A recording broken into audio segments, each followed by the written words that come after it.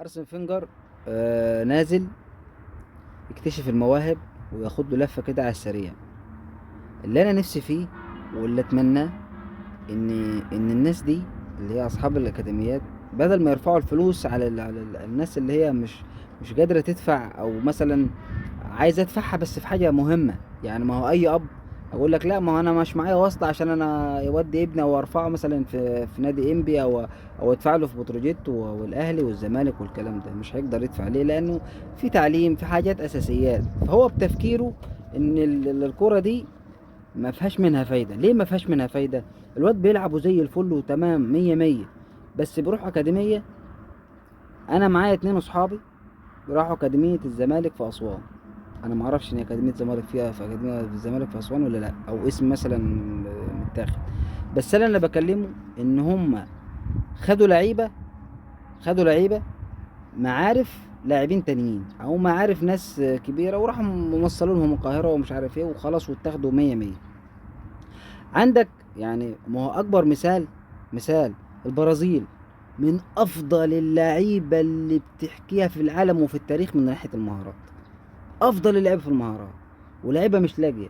لان معظم البرازيليين، اللاعبين البرازيليين بيجوا ورا الفلوس، مش عايزين المكافآت، كرة ذهبيه ولا افضل لاعب في العالم ولا الكلام ده، مش عايزها. ما بيدورش، بيدور على العقود اللي هي ايه، فيها فلوس كتير. انا باريس سان جيرمان دافع لي مش عارف ايه هروح، السيتي دافع لي هروح، مش عارف ايه هروح.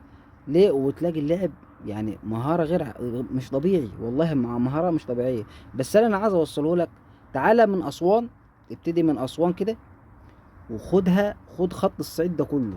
والله مش هتطلع فريق او اتنين، بالعكس، لا هتطلع دوري، هتعمل دوري ناشئين. كان في زمان اللي هو دوري بيبسي، دوري بيبسي ده كان مطلع لعيبة 10/10، لعيبة ممتازة وما معهاش وسايط، مفيش وسايط.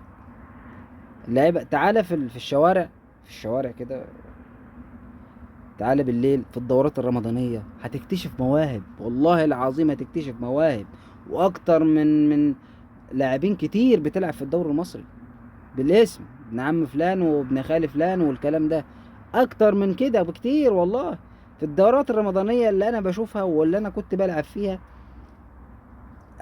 شفت لاعبين كتير صغيرين في السن، وحرام، انا والله العظيم بقول حرام ان اللعيبة دي ما بتروحش، اللعيبة دي ما بتوصلش. عندنا في أسوان، أنا بتكلم عندنا في محافظتنا، في لاعبين مستقبلها راح، مستقبلها مات بسبب كرة القدم دي. إن هو عايز يلعب كرة القدم، اللاعب يلعب ممكن من الصبح لغاية الليل، من الصبح لغاية بعد العشاء، ويلم ويروح ينام. كان اهتمامه كله بكرة القدم، ما يفكرش في حاجة تانية. بس في مساعدة؟ لا، ما فيش. عايز اروح أكاديمية؟ لا، ادفع فلوس انا سنتين تلاتة اربع سنين، وفي الاخر يقول لك خلاص يا حبيبي احنا شطب اللاعبين، انت مش مقبول عشان اللاعبين التانيين اللي هم يستحقوا ان هم يستحقوا راحوا الدوريات بقى، راح القاهرة والدوري مصر، راح انبي وبتروجيت والناس دي. كابتن الجوهري لما نزل واتكلم، قال لك انا هروح الصعيد هعمل منتخب ينافس. والله هو كلامه صح، باللي انا شفته وناس كتيرة بشهادة، والناس اللي بتفهم كورة عندنا في الصعيد هتصدق كلامي ده، وهتشوف ان كلامي ده هو الصح، هو الصح والله، هو اللي هينفع.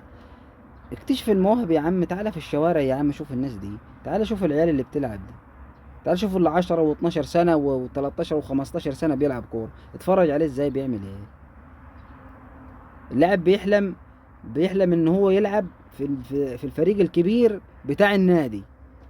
شفت حلم وصل الفريق بتاع النادي المحلي بتاعنا، النادي العادي اللي هو تبع وزارة الرياضة. عايز يلعب في دورة رمضانية ويتأهل ومش عارف ايه، واسمه يتذكر ان هو لاعب وبيلعب كرة قدم وينافس. هو ده اللي انا نفسي فيه والله، ونفسي ناس كتير، واحلام كتير اتدمرت بسبب كرة القدم، وبسبب الوسايط وبسبب الفلوس. الله.